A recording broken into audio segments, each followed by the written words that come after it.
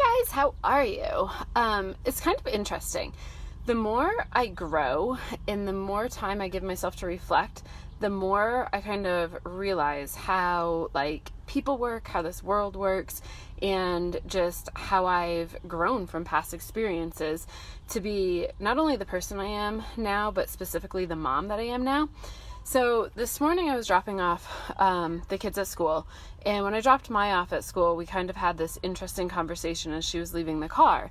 And the whole ride back, I just kind of kept thinking about, what I was telling her and just how things are so different from when we're a kid to us as adults, how we view things.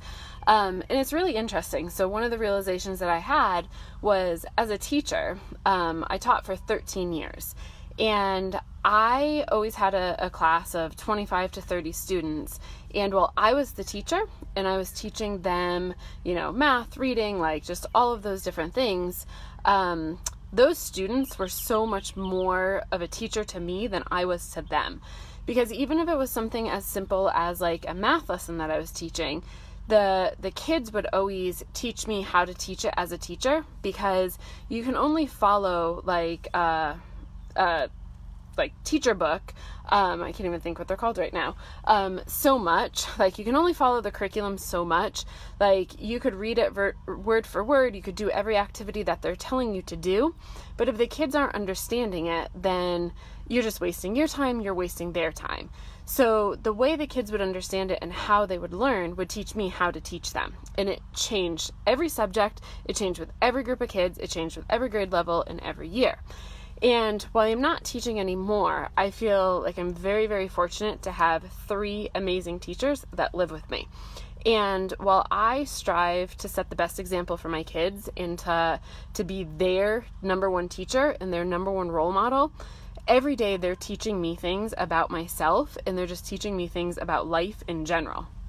So what I do for a living right now, my whole entire business, really, it's all about being an influencer. I share what I do on a daily basis in regards to fitness and nutrition.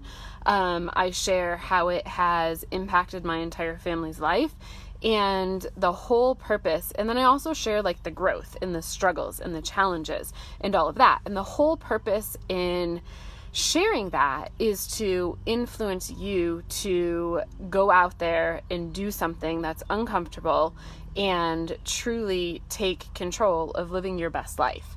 So for me, I share in hopes that people are like, oh, look what Nina's doing. I can do what Nina's doing. Or if this works for Nina, I can do this. Or I really like the results that Nina's getting. I like what she's doing with her life. I want to do what Nina's doing. So that's my job. My whole business is being an influencer, right? So when I was dropping Maya off at school today, she made a comment that this one girl was getting off the bus. We were still in the car. And Maya goes, she copied my hair. She always copies what I do. Every time I do something, she comes to school the next day doing exactly what I did. And I was like, wow, Maya, that's a really big compliment. That's cool. You've influenced her to do that. She liked what you did. She likes you. So she's influenced by you, and she's trying to do what you're doing. I was like, I would take that as the biggest compliment ever. She's like, no, I don't want her to copy me. And I was like, well, it's not really copying you. You're not the first one that's worn your hair that way. You're not the first one that's, worn your clothes that way.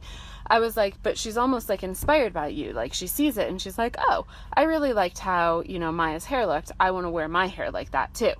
And to me, I was trying to teach Maya that that's a compliment and that she's influencing these people, whether it's through her character, whether it's through her style, whether it's through her personality, or drive, or just whatever it is.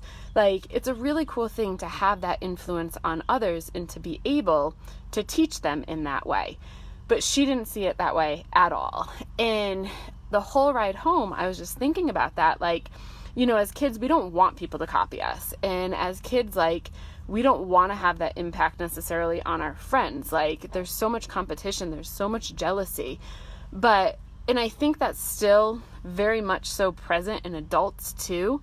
But I guess I've been able to look at it at a different way, or in a different way, because it's impacted my life in so many ways. And I've had this impact on others' lives too. So my whole goal is that I can hopefully teach Maya and Ella and Tate that it's good to be an influencer as long as you're doing it in a positive way. Like, there are just as many negative influencers out there as there are positive ways or positive influencers. So we truly have a gift if we can go out there and influence people in a positive way. So when I pick Maya up from school today, we will continue this conversation.